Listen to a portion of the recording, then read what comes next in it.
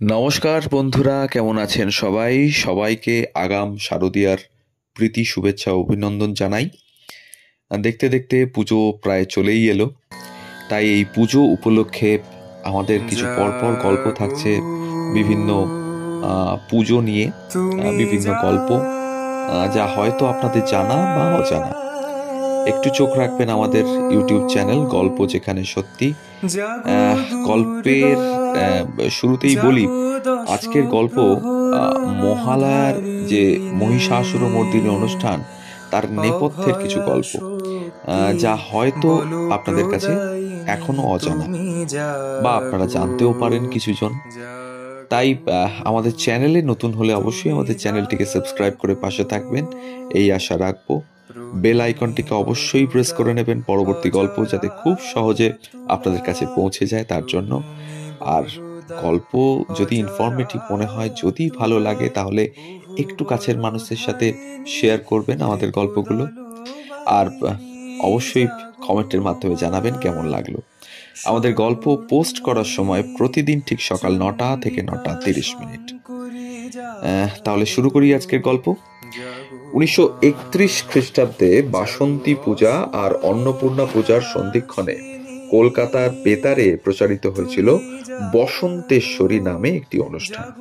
বৈদ্যনাথ ভট্টাচার্য নামান্তরে বাণী কুমার শ্রী শ্রী মার্কেন্ডেয় চণ্ডীর আখ্যানের ভিত্তিতে ওই চম্পু বা গদ্য পদ্যময় কাব্যটি রচনা করেছিলেন। পরের বছর এরই অনুসরণে তিনি রচনা করেন একটি গীতি আলেখ্য। মহাষষ্ঠীর সকালে প্রচারিত হয় সেই অনুষ্ঠানটির তখন কোনো নামকরণও করা হয়নি। 1933 খ্রিস্টাব্দের 19 সেপ্টেম্বর এই অনুষ্ঠানটিরই পরিমার্জিত একটি রূপ সম্প্রচারিত হয়। পরের বছর আবার কিছুটা পরিমার্জন করে একই অনুষ্ঠান প্রচার করা হয় বিশেষ প্রভাতী অনুষ্ঠান মহিষাসুর বধ নাম দিয়ে। 1937 খ্রিস্টাব্দে অনুষ্ঠানটির নামকরণ হয় মহিষাসুরমর্দিনী। সেই সূচনা থেকে কতবার যে এই অনুষ্ঠানটির পরিবর্ধন, পরিমার্জন ও সংশোধন হয়েছে তা কিন্তু বলা খুব কঠিন। স্তোত্র, সঙ্গীত, ভাষ্য সব ক্ষেত্রেই এই পরিমার্জন ও সংযোজন ছিল শ্রোতাদের কাছে অনুষ্ঠানটি আরও গ্রহণযোগ্য ও আদরণীয় করে তোলার লক্ষ্যেই। কিন্তু কেমন ছিল সেই প্রথম দিকের অনুষ্ঠানটির রূপ, সে কথা যাওয়ার আগে শিবের গীত যে একটুখানি গাইতেই হয়। অনুষ্ঠানটির মূল কারিগর অর্থাৎ বাণী কুমার এবং তার অন্যতম প্রধান দুই সহযোগী পঙ্কজ কুমার মল্লিক এবং ভাষ্যে বীরেন্দ্র কৃষ্ণ ভদ্র। তারা এখন সবাই কিংবদন্তি, সবাই তাদের নাম এক ডাকে চেনেন। সহযোগী সঙ্গীত শিল্পী এমনকি বাদ্যযন্ত্রীদের কথাও অনেক বই বা পত্রপত্রিকায় মিলবে।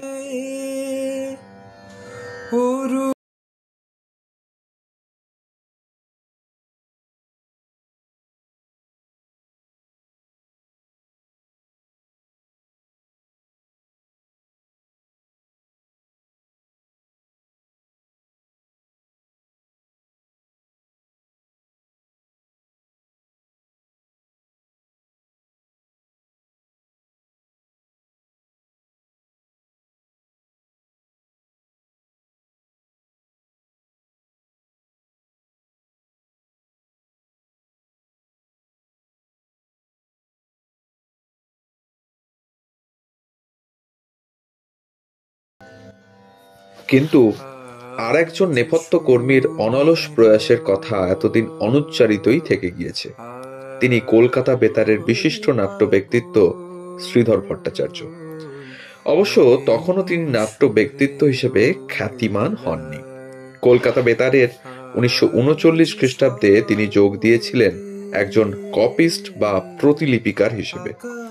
1942 খ্রিস্টাব্দে প্রচারিত মহিষাসুরমর্দিনী রচনাটির অন্তত একটি প্রতিলিপি কালের গর্ভে হারিয়ে যেতে পারেনি শ্রীধর ভট্টাচার্যের পুত্র সনত ভট্টাচার্যের সযত্ন সংরক্ষণের দৌলতে।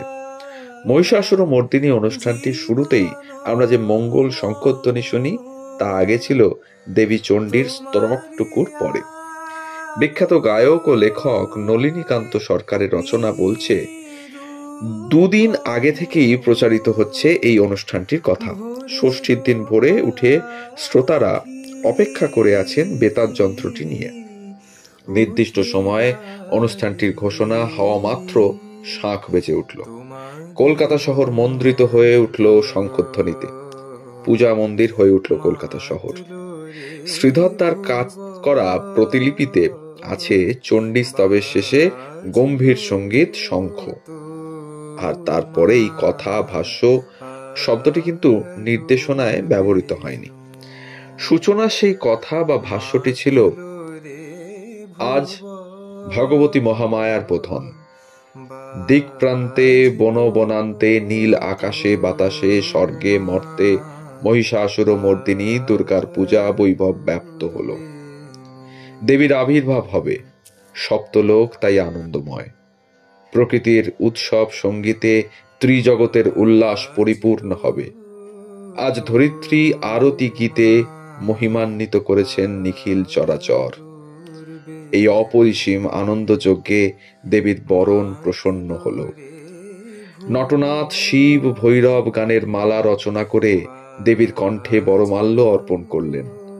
বাণীর ভক্তিরস পূর্ণ পূজার কমল শতদল মেলে অম্লান ফুটে উঠুক।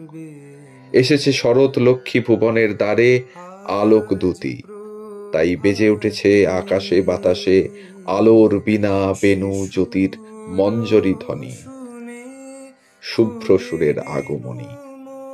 এই ভাষ্যের পরই ছিল মৃদু শঙ্খবাদনের নির্দেশ এবং পরপর দুটি গান, সিংহস্তা শশী শেখারা এবং বাজলো তোমার আলোর বেণু। পরবর্তীকালে দেখা গেল এই দুটি গানের মাঝে রাখা হয়েছে ভাষ্যপাঠ। মহিষাসুর মর্দিনী অনুষ্ঠানটির পরিকল্পনা হয়েছিল সেটি সম্প্রচারের মাসখানেক আগে। মহড়া চলেছিল প্রায় এক পক্ষকাল ধরে, কিন্তু জাতপাতের প্রশ্ন যে এই অনুষ্ঠানটিকে ছুঁতে চেয়েছিল সে কথা ভাবলে এখন বিস্ময় জাগে। সেকালের বিখ্যাত সঙ্গীত পরিচালক রায়চাঁদ বড়াল কলকাতা শহরের খ্যাতিমান যন্ত্রশিল্পীদের নিয়ে তৈরি করেছিলেন একটি অর্কেস্ট্রা। সেই বাদ্যবৃন্দ শিল্পীদের মধ্যে সারেঙ্গি বাজাতেন মুন্সি, চেলো বাজাতেন তার ভাই আলী, হারমোনিয়ামে থাকতেন খুশি মোহাম্মদ, এমন সব মুসলমান। এদের নিয়ে তখন কোনো প্রশ্ন না উঠলেও বীরেন্দ্রকৃষ্ণ ভদ্র যেহেতু কায়স্থ, তার মুখে চণ্ডীপাঠ শ্রোতারা মেনে নেবেন কিনা এই প্রশ্ন তুলেছিলেন কেউ কেউ। 1977 সাল থেকে এখনো পর্যন্ত মহালয়ার ভোরেই বাজানো হয় মহিষাসুর মর্দিনী অনুষ্ঠানটি, এবং সেদিন থেকে আজ পর্যন্ত স্বমহিমায় বিরাজ করছে মহিষাসুর মর্দিনীর এই অনুষ্ঠান, যা ছাড়া আগমনী অনুষ্ঠান অসমাপ্ত। তো এই ছিল আজকের গল্প, মহিষাসুর মর্দিনীর নেপথ্যের কিছু গল্প, কিছু অজানা কাহিনী আপনাদের সামনে তুলে ধরলাম আমাদের এই ইউটিউব চ্যানেল থেকে, গল্প যেখানে সত্যি। গল্পটি ভালো লাগলে অবশ্যই আমাদের চ্যানেলটিকে সাবস্ক্রাইব করে পাশে থাকবেন। চ্যানেলে নতুন হলে বেল আইকনটিকে প্রেস করে নেবেন পরবর্তী গল্প যাতে খুব সহজে আপনাদের কাছে পৌঁছে যায় তার জন্য। ভালো লাগলে আবারও মনে করিয়ে দিই, একটু কাছের মানুষদের সাথে শেয়ার করবেন আমাদের গল্পগুলো। আর সবাই ভালো থাকবেন। শুভ শারদীয়ার আন্তরিক প্রীতি শুভেচ্ছা জানাই আমাদের চ্যানেলের পক্ষ থেকে। সবার পুজো ভালো কাটুক। সবাই ভালো থাকুন। ধন্যবাদ।